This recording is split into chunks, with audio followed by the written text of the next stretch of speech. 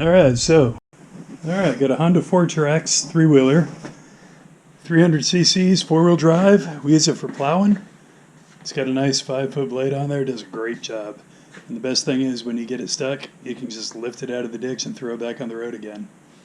So, it won't start. So we got the turn the key, click, click, which usually means bad battery. Charged it up, the battery was toast. We tend to forget to disconnect the wireless remote for the winch, and that kills the battery in the summertime. Likes the wireless remote. So we did a little troubleshooting. Come out here, we turned it on. Hear the click click. We figured dead battery. Charged it up, put a brand new battery in, still clicking. So we tried the trick hammering the starter. It made that god-awful noise. So, I think we got a starter issue. Just to save a few headaches, we checked the service manual, $89.99 Fourtrax, blah blah blah. And there's a pretty good tip in here about troubleshooting the solenoid. They don't call it a solenoid, they call it a starter. So, just for kicks, we'll do that.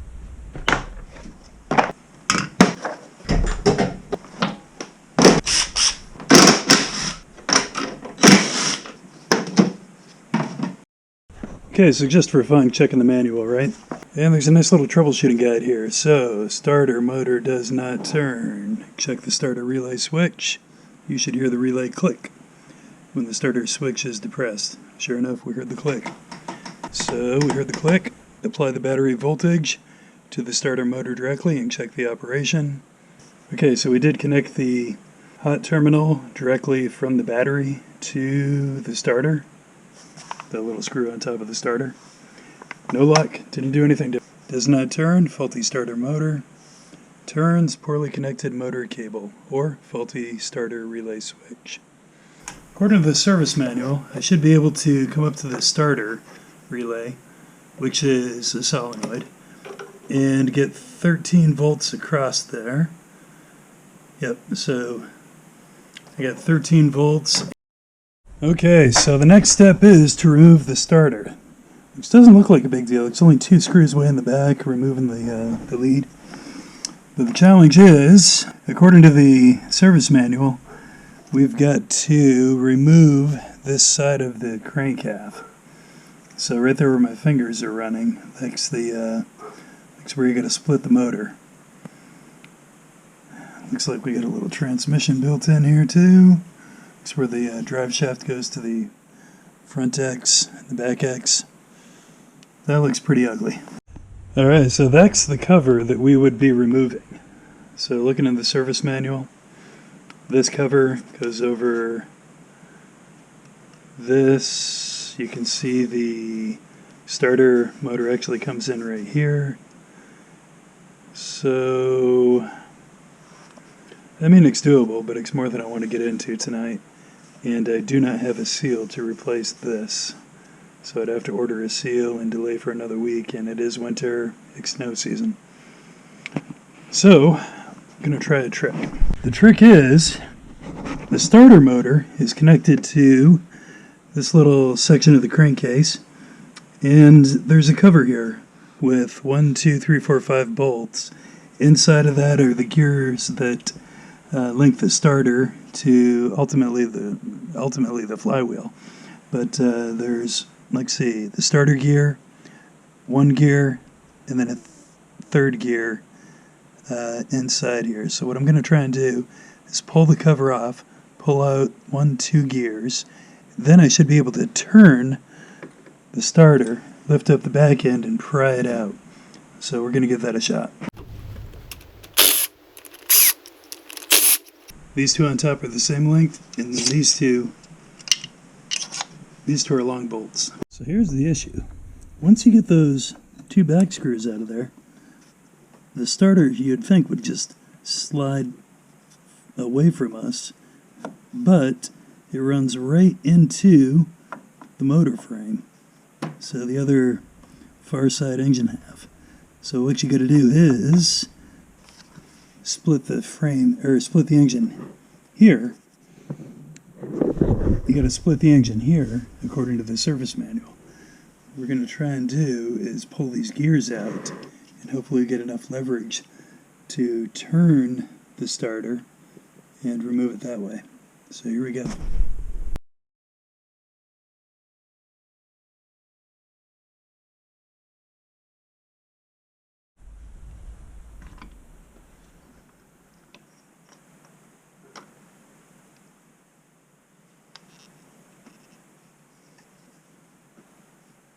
Okay, so that opens up a little bit of a gap in here.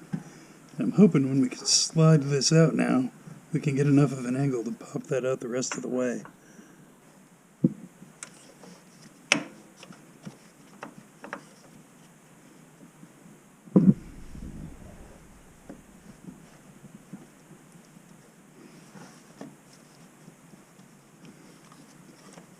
Aha!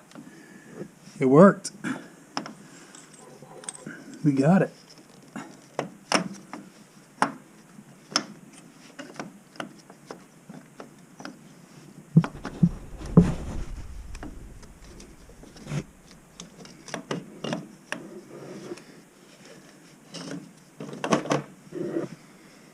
There it is, one starter, ready to be rebuilt. Cool, that worked out pretty nice. Time to throw it in the vise.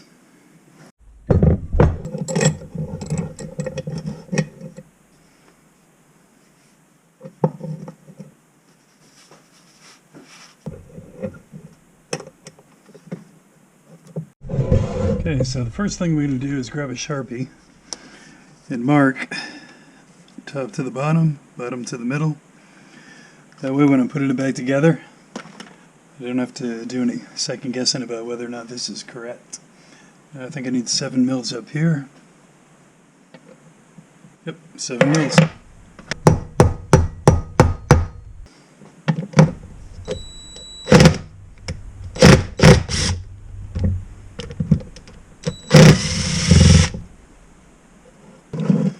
Okay, so there is a washer under each one of these, square side against the housing. Pull that out and set it aside.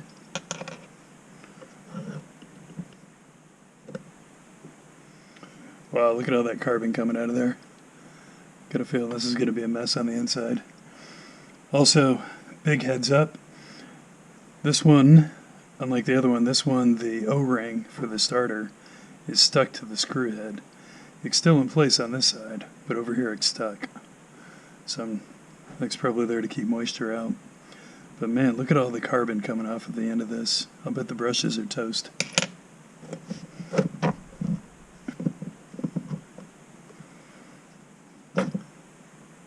Okay, so the cap came right off. Checking underneath for washer, so nothing really there. Okay. Okay, a little debris in there. A lot of debris in there. Let's set that aside. Next comes out the star nut here. Put that right here so we don't forget. Okay, and the O-ring is still there. I'm not going to touch it if I can avoid it.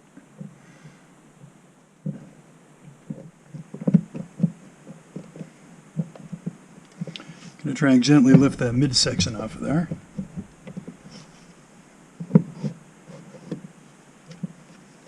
It's definitely a magnet. Yeah, look at that.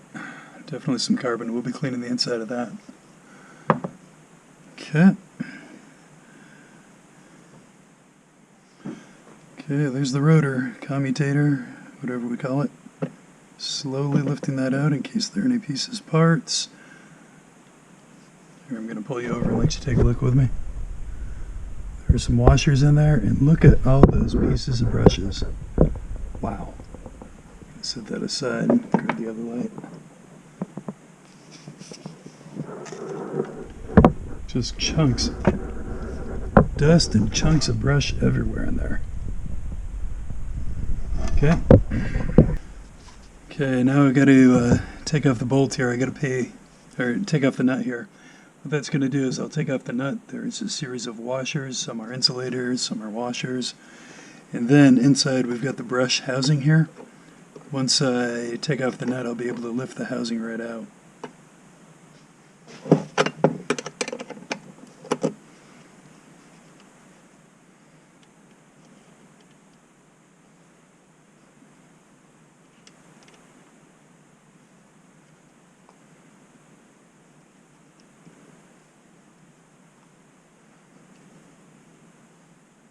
Little firm pressure, I can push the nut through there. And there it is. Now, what do the brushes look like? One is just about gone. Here, let me grab a better light. Let's see what those brushes look like. Wow. So this is a brush over here. I can push in on it. There's a little bit left. And then over here, this one's totally gone. And this is the brush holder here. So, just to compare, let's take a look at the parts that I've got ready to go in this. Okay, so there's a brush, spring. I also bought the complete housing. Okay, so that is a brand new brush holder, spring. Yeah, so there's a brush there. You can see how that one's all worn out and broke down. Spring, and then another brush over here. That's the plan. Actually, now that I've got the better light over here, look at all those brush parts. Amazing. Got to see how much brush dust we get out of here. It's a lot of brush dust. Wow, it's actually caked on there in pieces. It's a clean housing. I'll take a minute and clean that up, just cause. Just a quick look at the coil here. Check out the dust on there. It's amazing it even turned, you know? So we'll spend a few minutes and clean that up.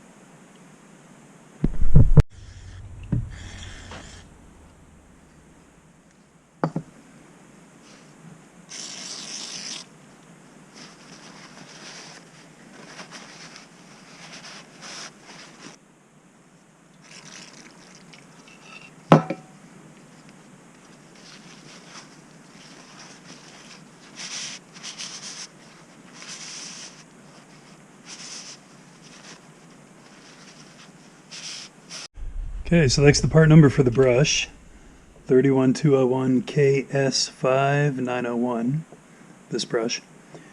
And then the brush holder over here, part number 31206MN4-008. Got all my parts at Rocky Mountain ATV. So, I should be able to put this onto this,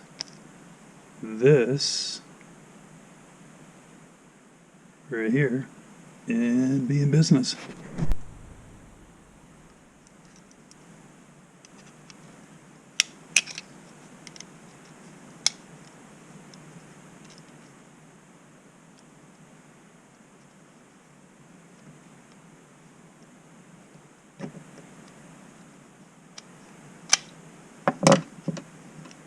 Ta-da! So there's one more washer in there I need to get out so I can recycle this rectangle piece. It's a pretty important piece. It's the insulator. You got to be super careful because I did not think I had to buy one of these. Chances are that little O-ring is about 30 years old plus.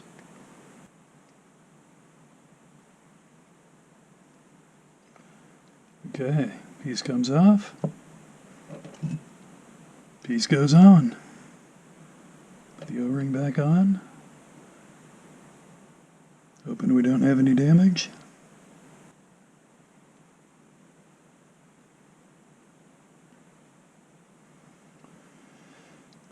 Okay, there's our new brush holder. We've got two new brushes, 1, 2. Okay, we'll set that aside, we'll get the vise back out and put everything into place.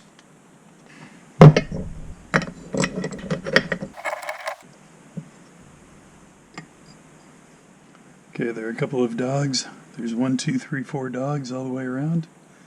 Make sure the dogs line up properly with the grooves.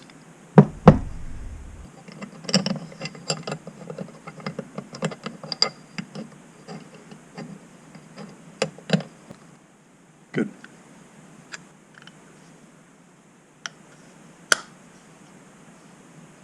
Perfect. Here we go.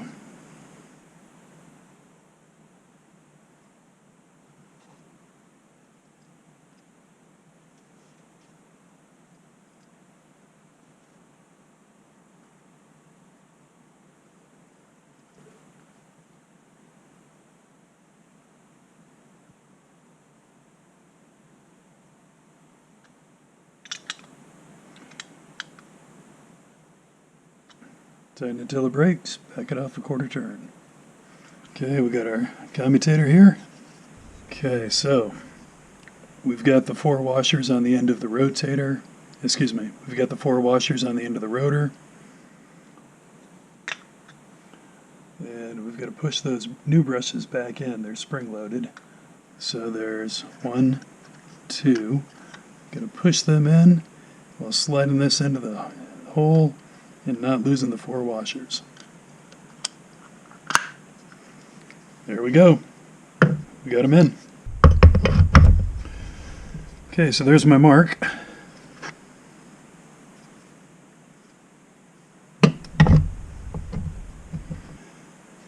Okay, next we've got our star washer up here. I better clean that a little.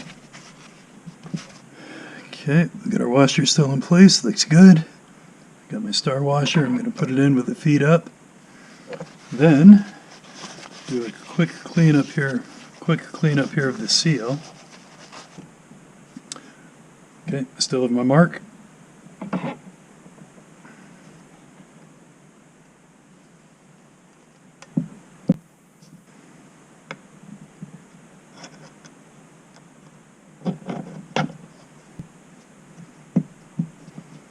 It's a little tricky. I feel the magnet kind of working against me here. Hard to get it lined up and popped into the right place. Hopefully I can hold it down with these long bolts and get it kind of fine-tuned into place. Got the O-ring.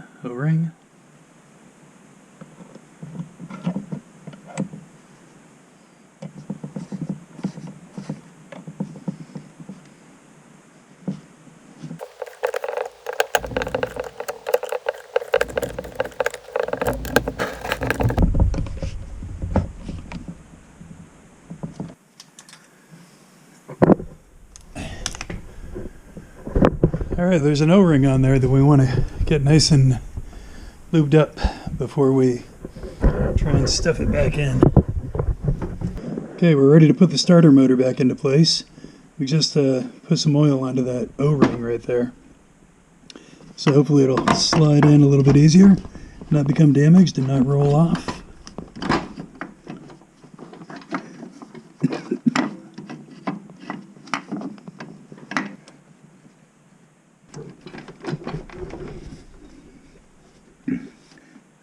I think we got it in there close enough to try and line up the bolts. Okay, we got it. Starter's back in place. I got the wire back on, the 2 back screws screwed down. And now the next part is this little challenge. Taking that starter gear assembly, sliding it back in here in a way that doesn't screw something up too terribly bad. Checking for dowels, checking the seal. The seal actually looks pretty ugly, but we'll put it back together and see if it leaks.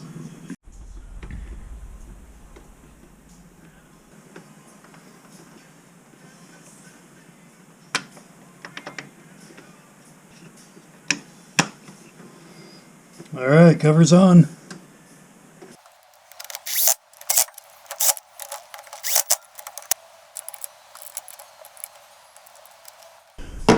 Okay, the moment of truth. Got the battery back on.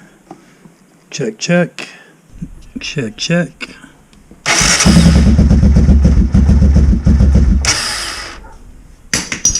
Alright, there it goes. Cool. Alright, so we replaced the brushes in the starter, and it cranks right over. Alright, good project. Okay, so we got it going. So I could have replaced the whole starter, bought something cheap off of eBay, but I'd rather, replace the broken parts instead of the whole starter. So we'll get this all buttoned up and we'll be ready to plow snow. Okay, and the other thing that I could not do before was the old jumper trick, where you try to jumper the solenoid. So I tried this before and it would not work when the starter was broken, but with the starter repaired, so that confirmed before I started troubleshooting that the problem was not the starter relay, unfortunately. That's cheap.